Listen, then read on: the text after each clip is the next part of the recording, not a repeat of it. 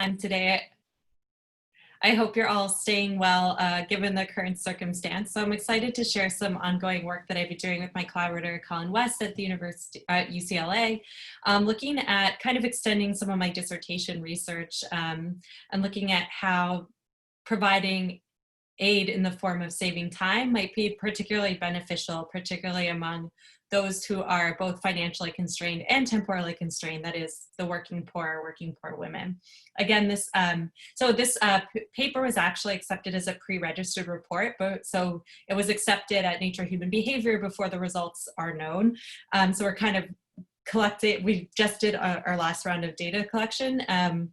And are going to be kind of putting together the data set. So you're getting some interim results here. And I'm happy to answer and address any questions toward the end of the talk actually about that process, because I know it's something that's unique. And it definitely changed our study design a bit. So it's something that I know can be an interesting point of conversation. So you're going to see some interim results here, but I'm also just more happy to talk broadly about kind of what the process was like of getting a paper accepted before you have any results whatsoever, which is definitely an interesting adventure. So most of my research, as Samantha was pointing out, focuses on time, money, and happiness. I have quite a lot of data suggesting that when people give up their financial resources in order to save themselves time, such as by choosing to work fewer hours, to have more time off, choosing careers that afford more temporal flexibility, or spending money with the deliberate intention to save time, that this can have positive downstream consequences for subjective well-being, stress, and even relationship satisfaction. In another paper that we're currently revising, I find that couples who make time-saving purchases together are just as happy as couples who are good listeners. So it seems like what we do with our financial resources can play a powerful role in our subjective well-being. But what happens when you try to take this and understand the policy implications, right? So obviously we found in my initial data that people who are living at or below the poverty line were those who benefited most from making time-saving purchases, because they're not only pressed for time, but also not only pressed for cash rather, but also pressed for time. So we wanted to look at whether aid designed to save time might be particularly effective among those who are struggling to make ends meet, given that they're most likely to be both time poor and cash poor. So this project really kind of is looking at that direct question that came out of my dissertation. So we know that people who are living kind of at or below the poverty line, that just being poor and even the feeling of not psychologically having enough, and this is maybe something relevant and more relevant now than ever before with unemployment rates going up as a result of the current crisis that we're facing. But people who feel financially poor and are financially constrained and just feel generally like they don't have enough are less likely to engage in preventative health care even when access is available. They're also less likely to adhere to their medication. They are less productive at work, and they are less likely to adopt useful new technologies even when they're cheaper than what they're currently using and could yield positive outcomes in areas that are important, such as farming and other kinds of production tasks. So, kind of what explains these pervasive effects? Well, we also know from the psychological literature that poverty is linked to lower well-being and greater stress and can impede cognitive function. So there's been some research, some of this replicates, some of it, there's been a little bit less replication on some of these effects, but the basic pattern is that feeling like you don't have enough leads to myopic thinking. This leads to this feeling of scarcity that makes you focus in the present moment, in the here and now, and can be associated with lower well-being and greater stress. We also know that poverty involves a shortage of time. So when people engage, we kind of classify people who are time poor as individuals who have to engage in long hours of unpaid work and have no choice but to do so. Time poverty is a kind of tax that severely affects low-income women and working mothers living in developing countries. So I'm kind of setting up the kind of general framing and context of the field experiment I'm going to present. So why we decided to run a field experiment among a working population sample of women living in a developing country context is because these women are most especially likely to be time poor. So women, for example, in sub-Saharan Africa, where we did the field experiment that I'll talk through in a second, spend an average of 4.2 hours on unpaid work each day. And it's interesting because a lot of aid organizations and policymakers, and just even for ourselves, we have bias around, like, we think we're going to have more time tomorrow than we do right now. So people who are The assumption in a lot of the models of how to help people who are struggling to make ends meet is to give them financial resources. And this is based on a working assumption that people who are cash poor are time rich. So there's been quite a few examples in the literature of aid programs actually neglecting time costs placed in recipients, or are trying to actually increase the amount of friction, increase how difficult it is to get aid under this assumption that people who are poor will have more time or work harder to go get that aid. So for example, in the development economics literature, there's a huge body of research looking at self-targeting. So many aid programs will build in ordeal costs to target low-income households. It's not always effective, and if anything, it can reduce the uptake of aid. So people who are most likely to need it are the ones that are least likely to get it in certain contexts. So, this is part of my broader program of research, trying to understand why we sort of discount our own and others' time. So I even know, like, working adult samples that I've collected in other contexts, we find a great deal of evidence that we're not very good at thinking that we're going to be time poor in the future. So we even discount the value of our own time, whereas the value of $100, of $500 is sort of invariant across time. We think that $500 is going to be equally valuable to us now as it is in 1 month, 3 months, 6 months. When it comes to the value of an equivalent amount of time, or a 1 week, 2 week vacation, we're kind of like less likely to know what to do with that. We kind of heavily discount the value of our future time. So this is also seeming to bear out in the context of the way that we think about giving aid to people who could benefit most. So time neglect might occur because policymakers often focus on material constraints, and this comes out of like a historical focus of thinking about improving the welfare of society based on increasing GDP. Obviously, we're moving away from that now with more and more countries recognizing the importance of immaterial things like trust in government and safety and less air pollution. So there's definitely been a shift in the policy space away from just focusing on increasing welfare of citizens by increasing wealth. But there is a strong historical precedent to focus on making people's lives better by providing them with material goods. There's also this belief, implicit and explicit, that people who are poor have a lot of idle time. This is kind of goes with some negative assumptions and negative implicit bias that we have around people who are poor, that because people engage in system justifying beliefs and that they want to believe that that couldn't happen to them, they sort of try to make it internal attributions for why people don't have enough, as it's something to do with them, that poor people are lazy and don't work as hard as people who have more.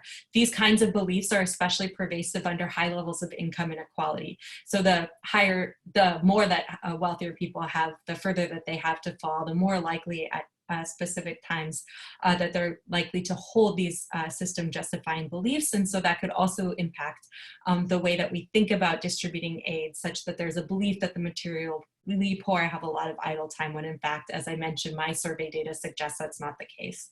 If anything, it's the opposite. And then there's just in general, what I was saying off the top of this slide is that there is a psychological bias to undervalue time. So this is true, we undervalue our own time, and we're policymakers trying to think about how best to help those in need. We're probably likely to undervalue the value of time for these individuals as well.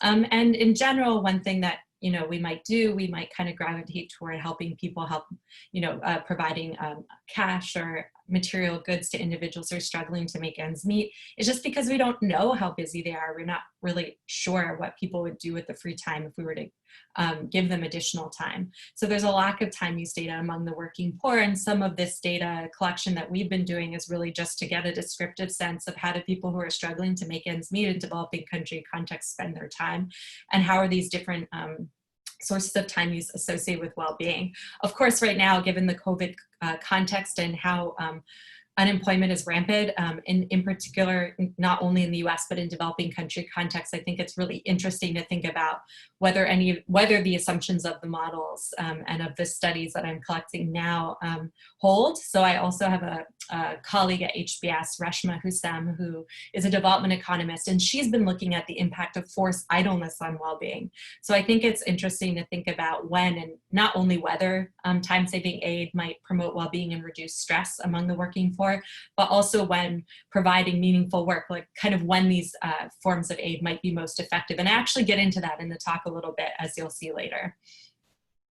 So we wanted to kind of test our assumption of whether policymakers are likely to kind of discount time as a viable route to improving welfare among poor working women. So we asked policymakers who were studying at the Harvard Kennedy School to imagine that they were consulting for a nonprofit aimed at increasing the well-being of working mothers in Kibera, which is the informal settlement where we collected these data. And we asked them how they would allocate 2,100 shillings per recipient, and we gave them 3 program choices, commonly given aid programs: cash, in-kind, and time. 2 people spontaneously suggested that they would use this aid to save time, and 87% chose cash. So we do see this strong bias toward material goods in this hypothetical context that maps to some of my earlier research, where people are also likely to discount the value of time saving for themselves. So we know that poverty involves a shortage of time, so reducing time poverty instead, might be another way of reducing some of these cognitive burdens of poverty that could be caused by not having enough time. And so we were really interested in understanding. We know that reducing material constraints, providing unconditional cash transfers can have a powerful effect for subjective well-being and reducing stress. Johannes Haushofer and his colleagues at Princeton and in other places have a lot of really great data on that. But we wanted to take a slightly different approach and ask whether the data that I have from some of my North American samples, where giving people money to spend to save time reduces stress and increases happiness, might also be effective for reducing stress, relationship conflict, increasing cognitive function, and even potentially leading to economic mobility among working poor samples. Now, there could be just like both giving cash and giving time lead to these downstream positive consequences. Just getting something that solves a pressing challenge to the extent that people in the sample are feeling time poor and materially constrained could be useful. We thought that giving time might be particularly beneficial to the extent that people could capitalize on the free time that we gave them by doing things they wouldn't normally do. So while as a cash transfer might go to paying bills, it doesn't necessarily free up women's time to taking an educational program that they might not have otherwise done. We don't have all the data back for some of these secondary analysis, but we did think that there were specific dimensions by which time might actually perform better than an equivalent unconditional cash transfer. There's also indirect evidence in the development economics literature suggesting that time-saving services can have health benefits for working women living in developing countries. So there's been some great research looking at the downstream impacts of providing cook stoves. So they're in this Indian development survey of over 40,000 households. Women who had access to electric cook stoves didn't have to go fetch wood, saved them time, and also obviously was less bad for their health in terms of the smoke and emissions, were significantly healthier than women who did not, and significantly healthier and less stressed than women who did not have access to these cook stoves. But of course, this was a correlational study, so we can't actually rule out that just wealthier households were more likely to have electric cook stoves, and as a result, were also just healthier. So there could have been other confounds here, which is why it's really important to understand causality in this context. And as I mentioned before, I also have indirect evidence that time saving can produce benefits for well-being and reduce stress. So in an experimental study and in some subsequent follow-up work I've done since, we see that when we give working adult samples who are busy working adults, money, and we give them the explicit instruction to spend this money in a way that saves them time versus to spend this money on a material purchase for themselves, that spending money in a way that gives them more free time, significantly reduces stress and improves well-being. We've also shown similar effects, as I mentioned off the top of the presentation, for relationship satisfaction. So this brings us to this current context. So overall, we know that people who are living at or below the poverty line experience a lot of stress in their lives. They are financially constrained, they're also temporally constrained, and working mothers living in developing country contexts who are struggling to make ends meet might be the most likely to benefit from time-saving services, given that they often lack the infrastructure that we take for granted, like laundry machines and fast food. So we wanted to look at whether time-saving vouchers could have unique predictive benefits as compared to unconditional cash transfers, which are thought to be the gold standard of economic development in terms of aid. So as I mentioned, we were working in an informal settlement in Kibera in Kenya. So it's the largest informal settlement in East Africa. It kind of ranges, like obviously the census data is very hard to get. This is a very transient population. So it's somewhere around 1 million, but it really varies. And I don't know what the current population statistics are, but it is the largest informal settlement in this area. And working mothers in Kibera face significant material and temporal constraints. So we wanted to focus on a sample where we thought time saving could have the strongest, like the best potential of having significant benefits for the population we were trying to work with. So women in this sample worked about 42 hours in paid work per week. Again, this is all pre-COVID, and I think there's an interesting discussion to be had about what parts of our assumptions and what part of our models are going to hold if individuals are unemployed. And we can have an offline discussion about that later. They also do about 36 hours of unpaid work per week. And they make about, 100 to 200 shillings per day, which is, about $1 to $2 US. So they're extremely financially constrained. They're also very time poor. And again, this is what I was just saying, is women in this sample many of them would hand wash their laundry and then have to watch it dry so it didn't get stolen. They also often travel by foot to their places of employment again, and they might work in multiple locations around the city. And so again, you can think that they're extremely time poor as a result of having multiple jobs, taking care of kids, and having chores take a lot more time. And we're in other survey data of working poor from other countries, we're seeing similar effects. So this is just a picture from our pilot field data collection, where this, we're looking for like, how do women spend time? And we do see that they spend about 10 to 12 hours a week on laundry, for example, because this mother is hand washing the laundry. It's interesting to note that there are time-saving services available. So one thing we're really worried about when we started this project is, are we just like importing North American ideas into a context where this just doesn't make sense and isn't what people want? And, as someone who's never worked in a developing country context before, but, through college and our friends at Busara had the opportunity to test this in an important question that I conducted in US and Canadian samples, but never kind of put to the test in a real world policy relevant context. This is a really important question to ask yourself. Is this relevant? Is this question relevant? Or am I just bringing my ideas from my research into a context where this isn't relevant or useful? But as it turns out, we did a lot of pilot work. So this project's been going on for about 3 years. And in the first year, so my first faculty year, I had my new job for 2 days, and then I went on a plane to Kenya with Colin to spend 3 weeks. So I spent my first faculty month in Kibera trying to understand the context, understand if these kinds of trade-offs, if time saving is something they would be interested in and make sense in the context. So there's low supply and willingness to pay. So there are very few affordable services.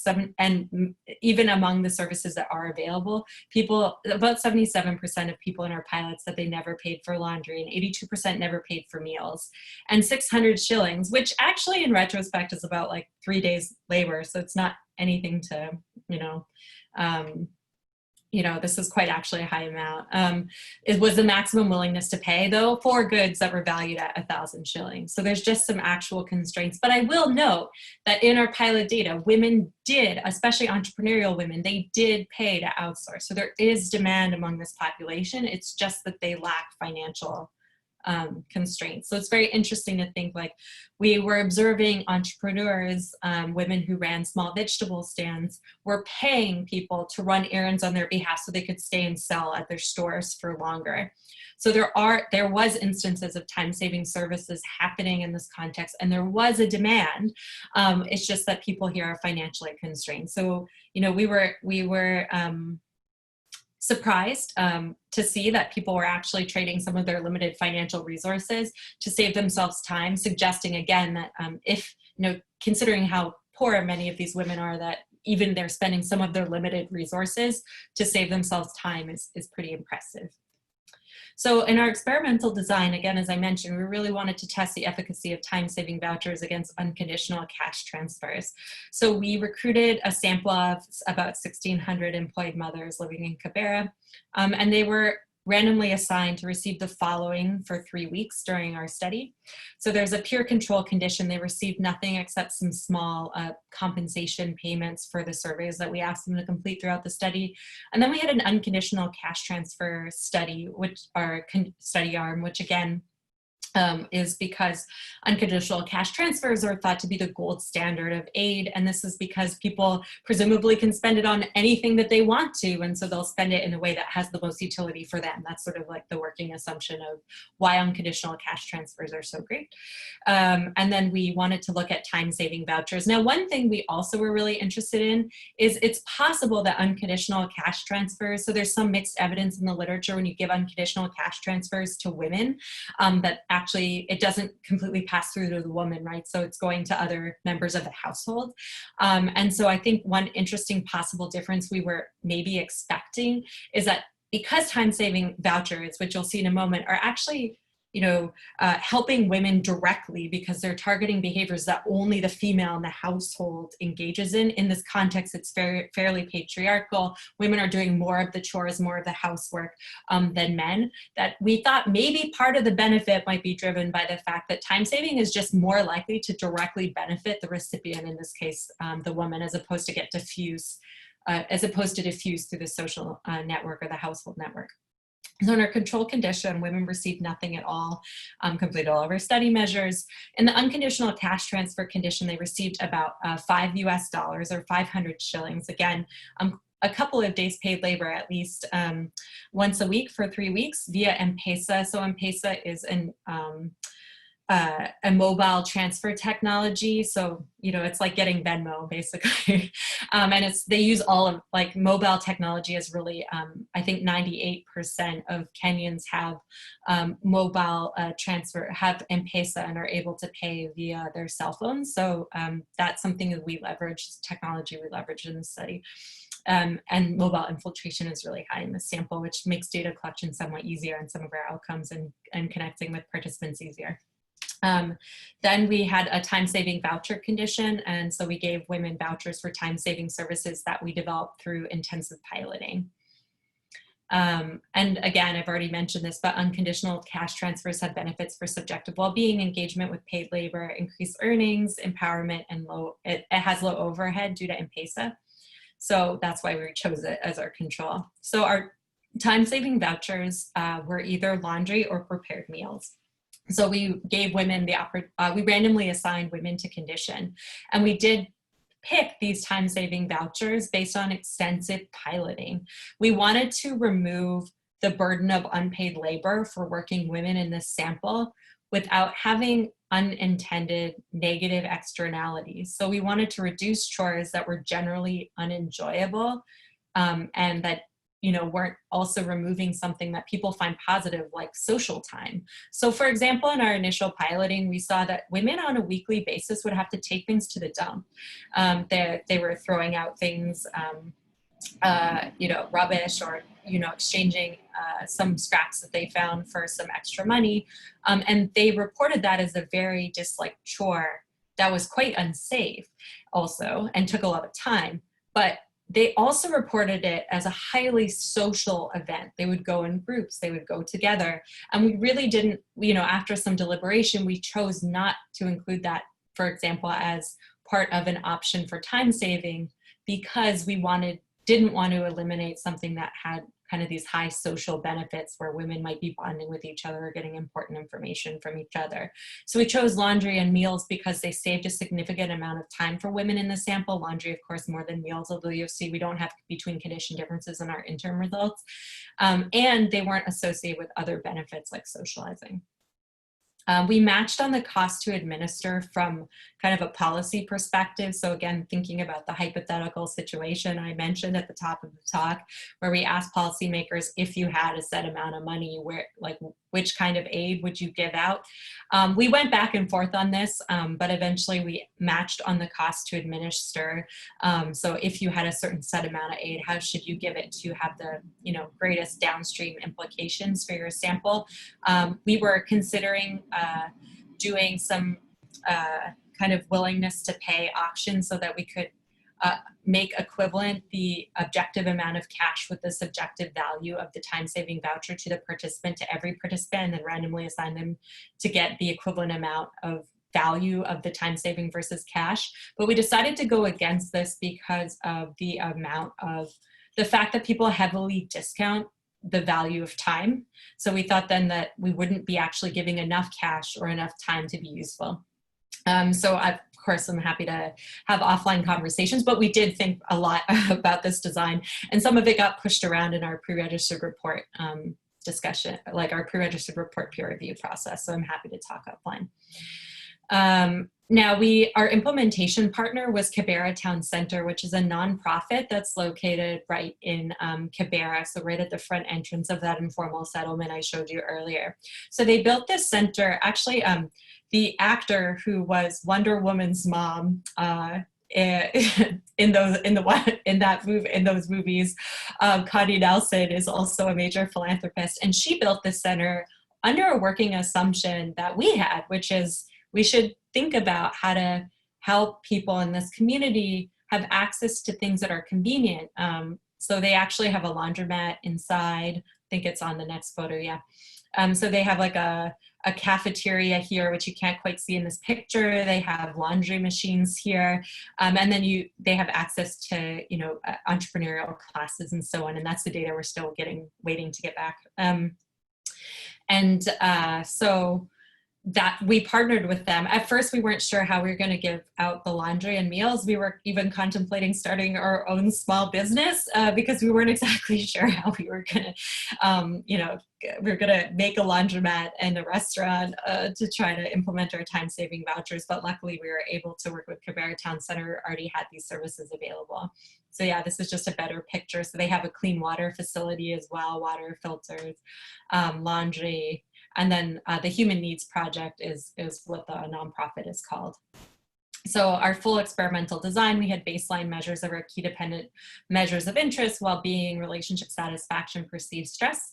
And then we randomly assigned our participants to conditions. So we had a time-saving condition and an unconditional cash transfer condition and a control. So we also, on an exploratory basis, wanted to know, so we're not sure from my past work if the benefits of time saving come from removing a negative experience, like getting rid of a chore you don't like, versus the planning of doing something better with free time that you've saved yourself. So is the benefit of time saving vouchers or time saving services broadly from reducing a negative or adding a positive? And so these two conditions allowed us to understand whether just giving meals and laundry without any mention of the time saving element, so really focusing on removing the negative, would have these positive consequences, or whether both removing a negative, so providing meals or laundry, and asking our participants to very clearly plan what they were going to do with their free time, so spending their time in more deliberate, enjoyable, productive ways, might be kind of the key.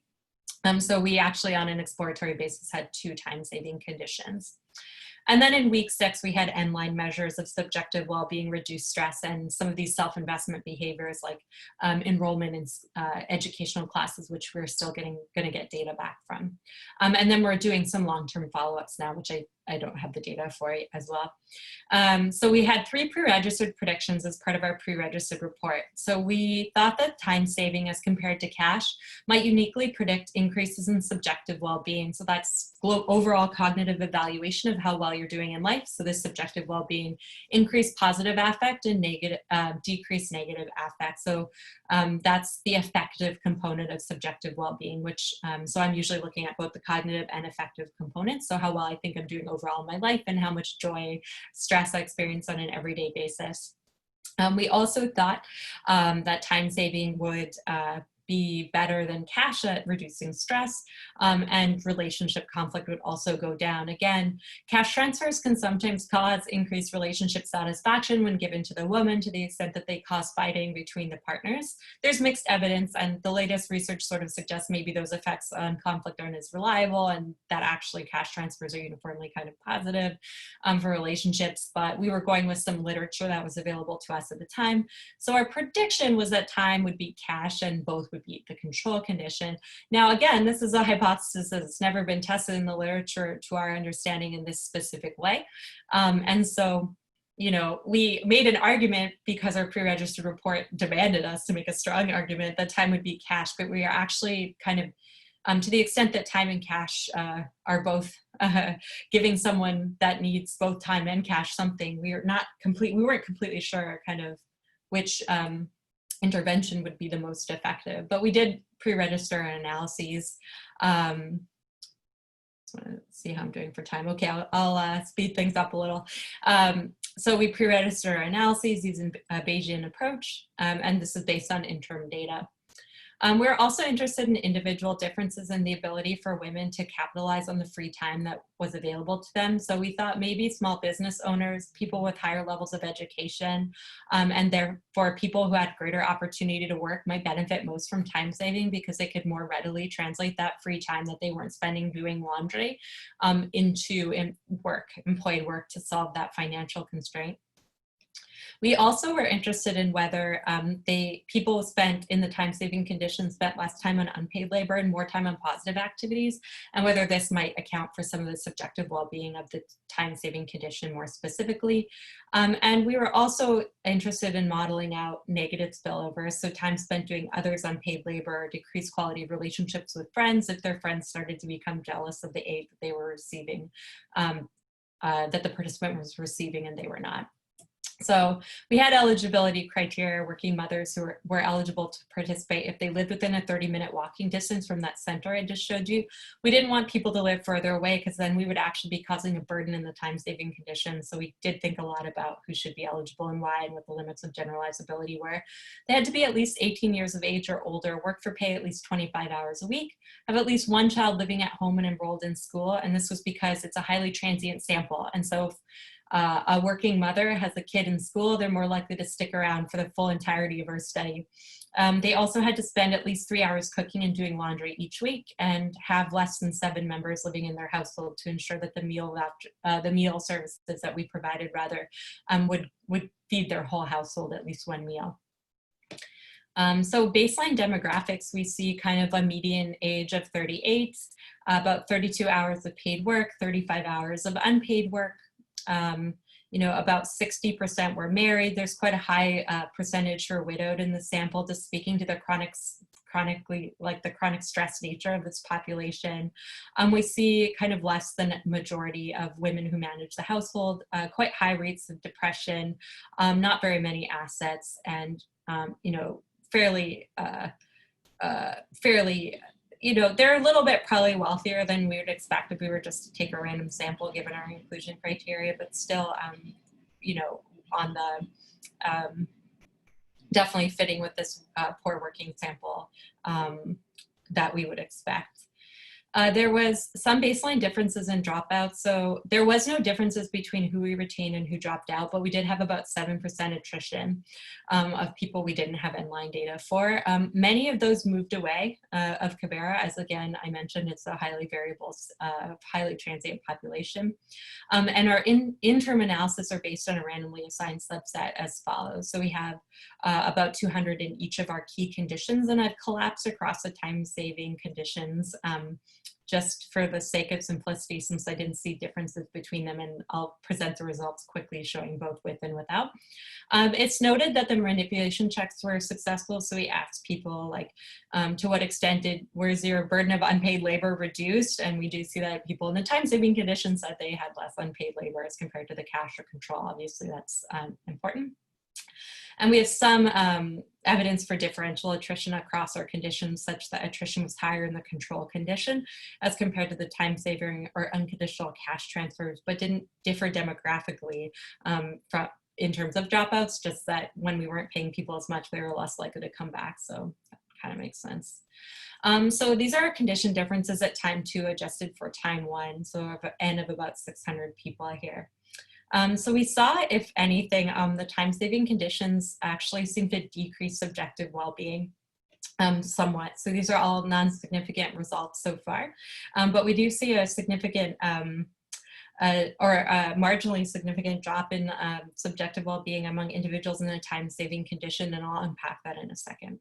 So we're looking at subjective well-being, stress, and conflict. Subjective well-being is in like this yellowish orangish color. Stress is in the gray color, and conflict is in this red color. So we see no differences in relationship conflict on net across our study. We see really no difference in stress across our study, across conditions. This is time 2, again, adjusted for time 1.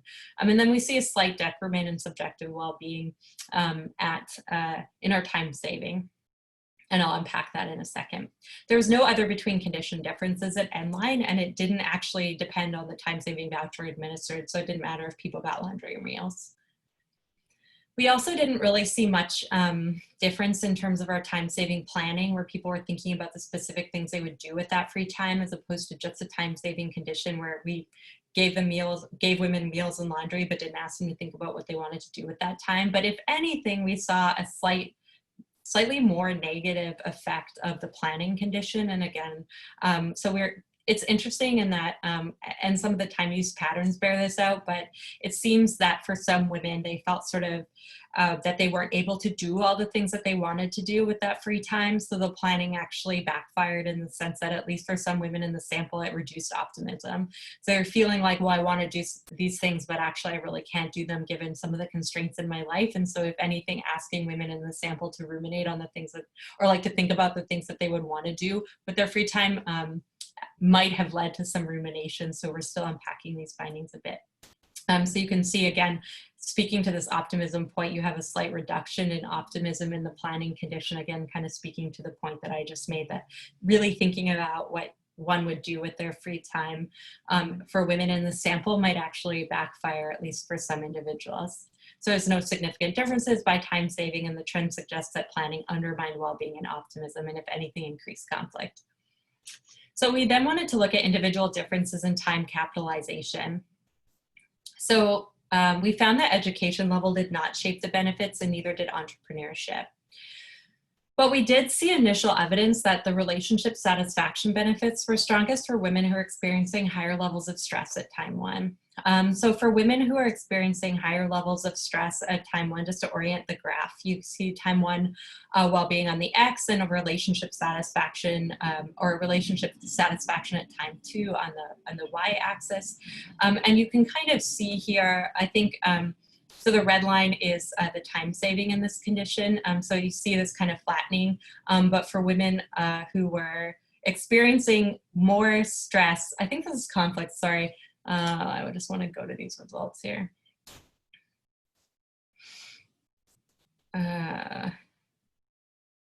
Yeah, so you see somewhat, so those results aren't actually that clear, but it's not that big of a deal. We basically find some effect of time 1 stress, such that time saving, sorry, I'm just gonna go back. Time saving buffered against the negative effects of stress. I don't think the graph is as clear as it could be, sorry.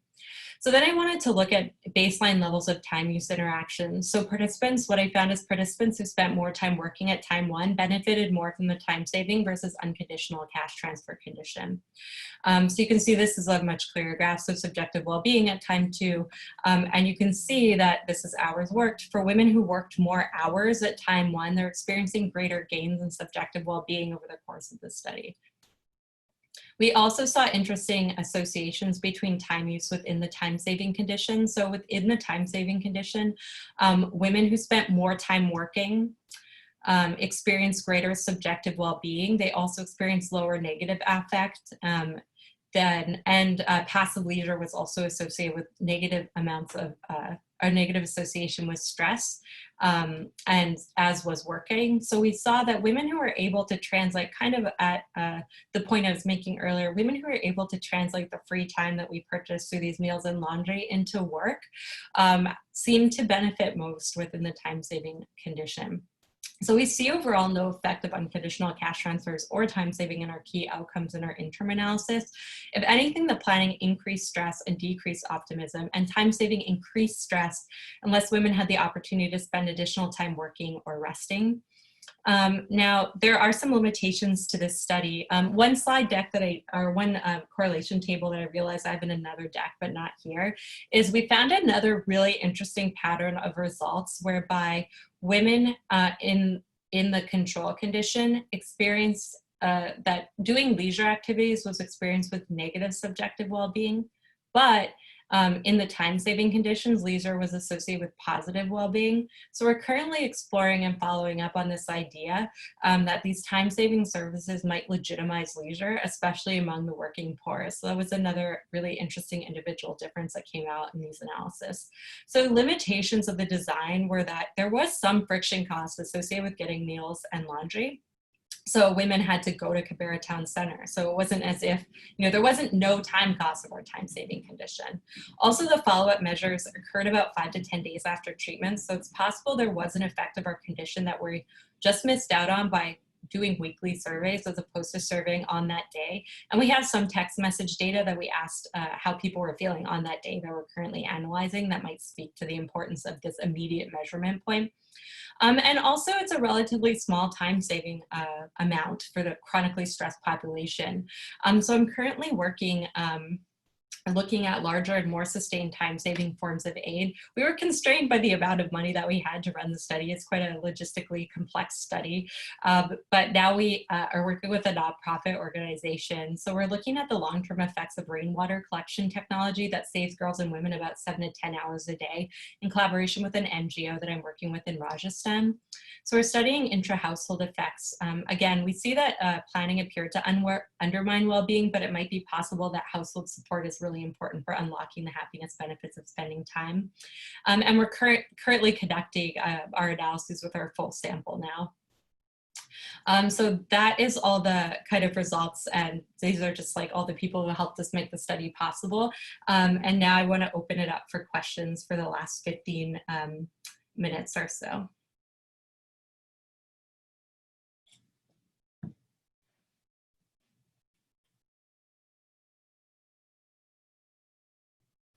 I don't know if I'm supposed to moderate or not, so I guess I can do that.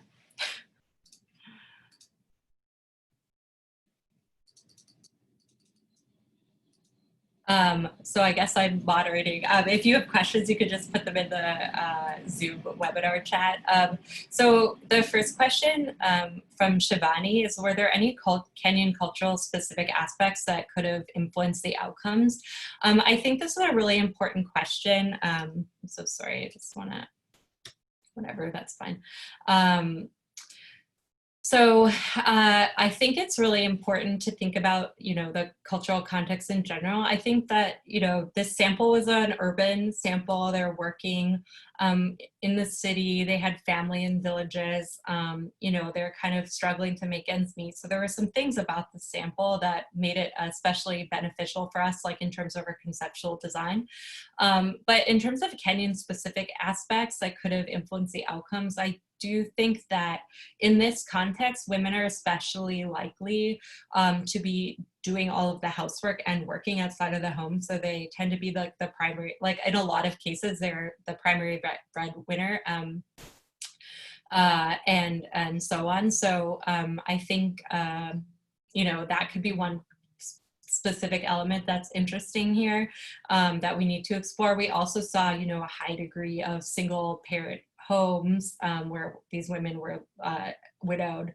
I think it's a highly chronically stressed sample. So I knew this going into the project, but when I'm looking at the data and then analyzing it, I see this very high level of things like death in families happening like on a week-to-week basis. And when you're thinking about trying to move well-being in a very chronically stressed sample, I think I would have leaned more heavily. I mean, it's ideal for running intervention in a sense because you are not at ceiling. In some cases, when I run well-being interventions, I'm at ceiling. If I'm studying like a healthy, well-adjusted working, or a student sample, I'm at ceiling on my well-being measures. Here, it could just be that the chronic stress is making it hard to move some of the outcomes I was studying. So I think I would have invested even more in these momentary affect measures, which we have some data on and I'm currently analyzing. But I think that's another really important cultural context. So I'm getting a lot of questions now. So thank you. I'm curious whether this time aid to working mothers can be beneficial to children. So this is what I'm really interested in looking at in the project that I have ongoing in Rajasthan. So it's going to work in the backwards way here because actually both girls and women are going to be saved time in terms of not having to fetch water, which takes about 7 to 10 hours each day. But usually in those households, it's the girls that do that chore. So I'm particularly interested in whether and how the time saving that's directed mostly at the target girls spills over and either, you know, creates, like, alleviates tension in the house. Like, I'm very curious about substitution in that context, because in one case I could imagine, you know, the girls in that specific context actually getting pulled onto more of the mom's chores, and so maybe they don't actually go to school with that free time. They you know, help their mom out with their chores, and so it's not quite solving, you know, the problem of education or like the educational barrier in that context. So I think that could be particularly interesting. So though here, just for limited kind of funding reasons, like very pragmatic reasons, we weren't able to look at spillovers here. We have some initial survey data that we're still analyzing. I'm very curious to look at social spillovers in the context of Rajasthan, since we're doing household level surveys and tracking the entire household over time.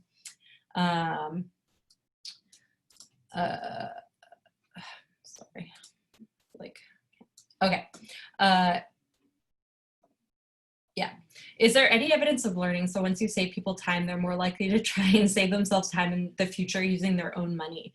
So we're currently analyzing the M-Pesa data from the participants in our study, and that's what we're interested in seeing. So unfortunately, I don't see a lot of data. I don't see a lot of updating in North American samples. So I'm not like hugely optimistic. I think what's really challenging about time saving is we're often making these decisions in a cold state. So like, you know, a personal example is like, it's hard to imagine how time saving services take time to plan, somewhat ironically. So, you know, when you even have the thought, you're usually not in a busy enough, like you're not feeling stressed out enough that you would actually kind of want to change your consumption decision. So you're sitting on your couch on a Saturday and then you're like, nah, I don't really need that food delivery or something. I'll be able to cook this week. And then you know, Monday comes around and you're in a million Zoom meetings these days. And then you're like, oh, you forget to eat until like 8 p.m. or something. So I think there is like difficult intertemporal barriers to overcome. So potentially if you prompted people while they were experiencing a specifically busy period and then asked them if they wanted to save time, people who had already like experienced time-saving vouchers might be more amenable, but I'm not so so we'll be able to look at that in our transaction data, which I'm still currently combing through. But my sense from the US samples that I've tried to run experiments like this so far is it might not be as sticky as we might like. Have I tried to consider tying the time-saving services to provide educational opportunities? So I'm not, yeah, so I guess this is like, oh, saving time in order to go to school. So the Indian study the study in Rajasthan will be able to look at this because we're tying the educational opportunity together with the time savings. So we're providing school enrollment and looking at whether girls actually go, and we're tying that to the time savings. So I think it's very interesting to kind of prompt people or nudge people to spend that time in a specific way that might make these kinds of services feel more palatable and more engaging for specific individuals. Individualist versus collectivist norms modify the effects of increased well-being from buying back time. Yeah, so we have seen in some of our other data, it's less on individual and collectivism, although that's somewhat related. It's more on Protestant work ethic beliefs. So we have other data suggesting that under both regional and cultural norms for high Protestant work ethics, so the sense that you believe that hard work is a means to get ahead, that people are less likely to buy time and are less likely to benefit from it. So we show this with both autonomous products and just in general time-saving purchases because people are worried about other people seeing them as lazy. We're also currently following up on the results that I mentioned from this study where we see that these poor working women actually, if they're in the control conditions in our studies where I typically see a strong positive association between active leisure and subjective well-being and passive leisure like resting and relaxing and subjective well-being in a lot of my samples. I don't see that here. In the control condition, working in the control condition, even controlling for the amount of hours people work, so it's not just driven by unemployment, I see that women who engage in leisure in my control conditions are experience higher levels of depression, so self-reported, it's correlational, and higher levels of stress and lower levels of subjective well-being, and that this effect completely flips in the time-saving purchase conditions, such that women in my time-saving purchase conditions controlling for hours worked start to gain benefit from leisure. And I think that these effects together suggest that when people feel as if they can take leisure and that it's okay, that they won't be judged negatively. So in the case of these experiments, they have me to blame. They're getting this leisure time because some experimenter gave them free time, so they don't have to think about it as a personal choice they made not to work or not to take care of their kids, which might be especially an unsavory perception when you're a struggling working parent. That this legitimacy of leisure might be a really important driver, both of when people make these purchases and the emotional benefits they get from them. So we're currently writing a follow-up project on how to make this leisure and these purchases more legitimate, given that high Protestant work ethic norms that are inherent in society more broadly, but also seem to be especially strongly linked to personal concern among low-income populations, how we might be able to help people overcome some of those perceptual barriers to using these services and enjoying the time that they get as a result.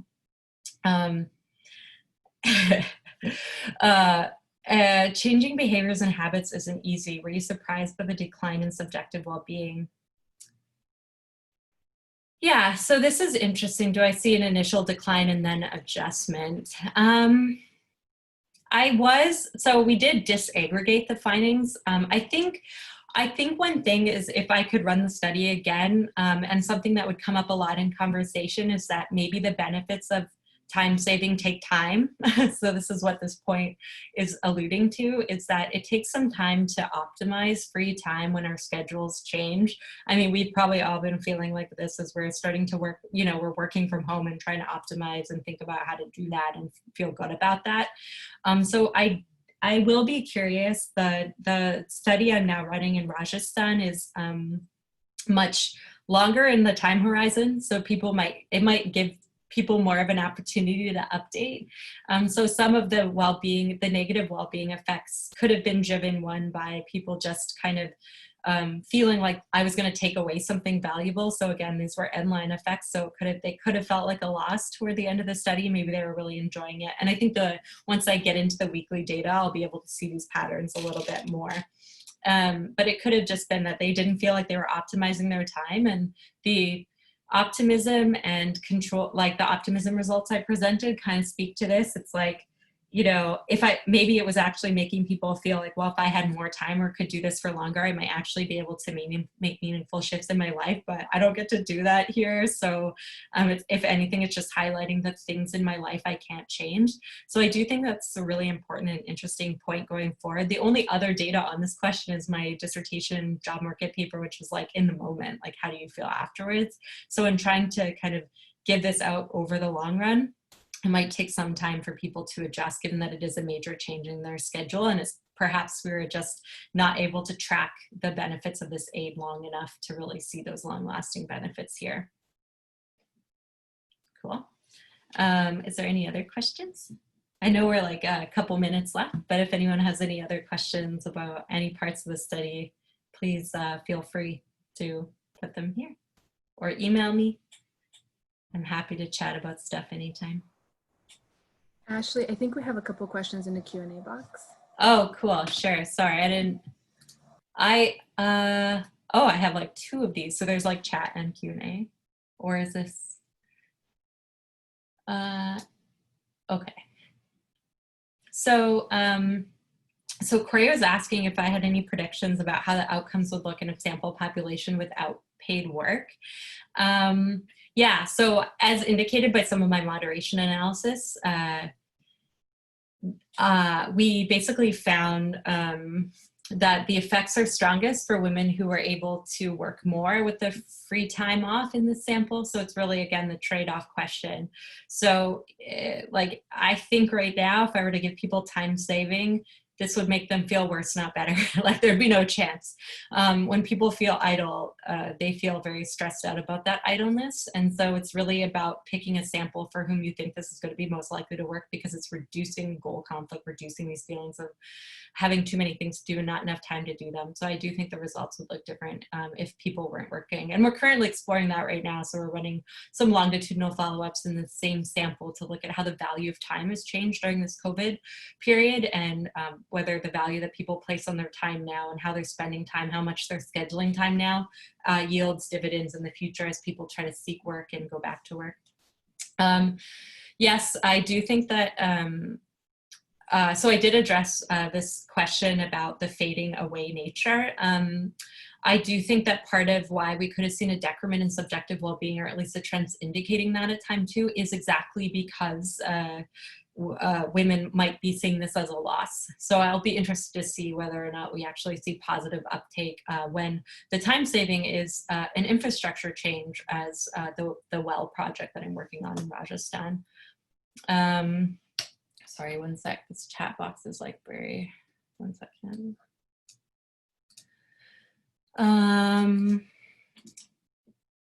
The magnitude of income, so the effects were not moderated by income, although my sense is there's not a lot of variability in the sample, but that's a great question.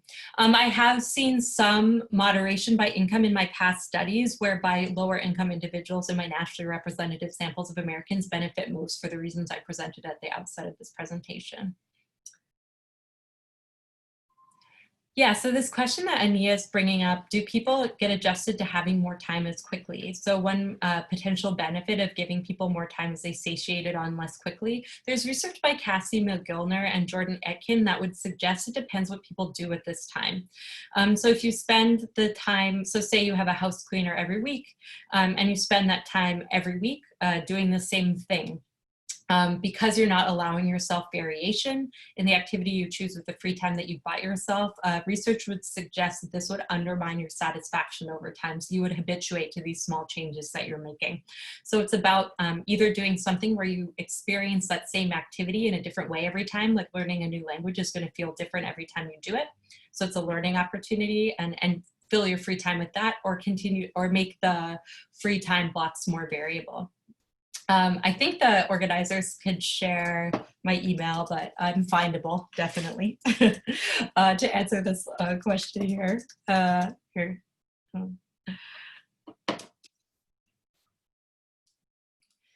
And then can I talk more about the pre-registration process? I think this is an important point, and I realize we're kind of like at time, but I'm going to keep going. So for people who can stay on the line, that's great.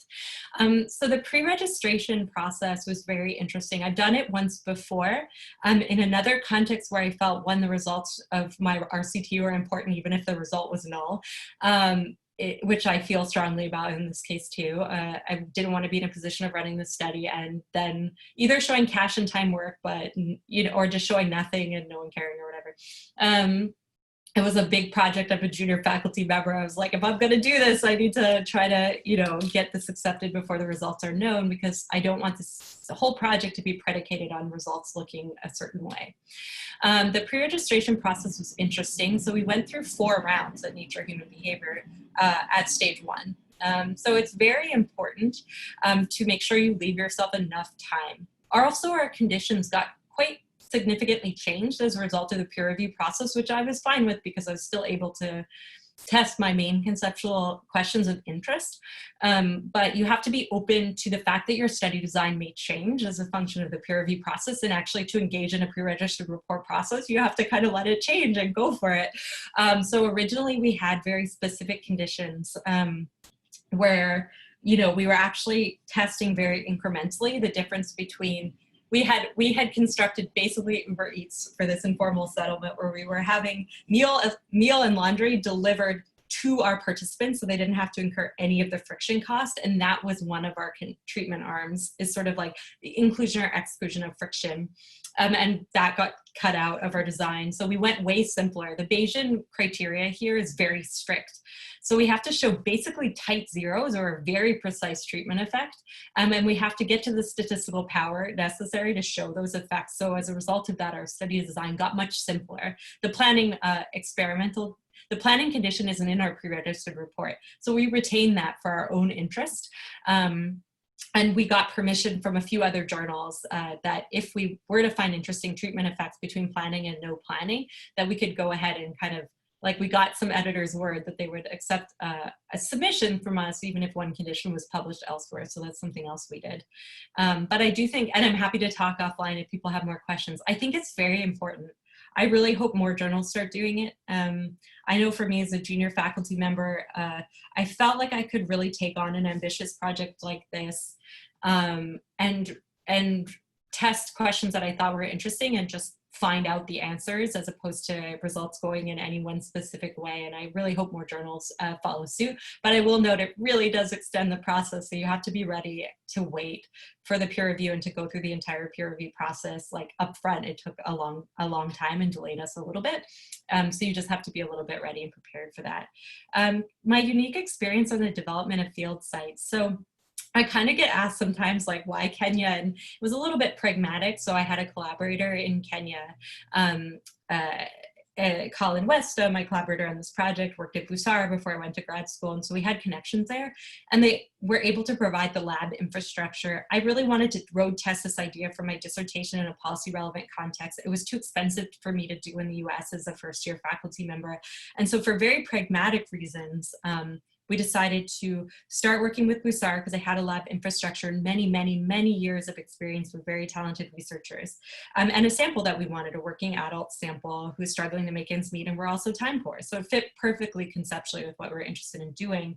But like I said, we did pilot for 2 years before we ran and launched and scaled our project this year, because we didn't want to go in with ideas that didn't make sense. We wanted our materials to be vetted.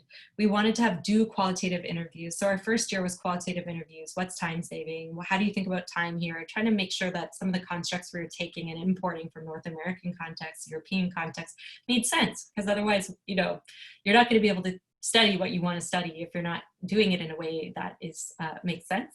And then the India data collection came up sort of serendipitously. They knew I was working on this work. We were connected, and they were also thinking about and working on a similar project.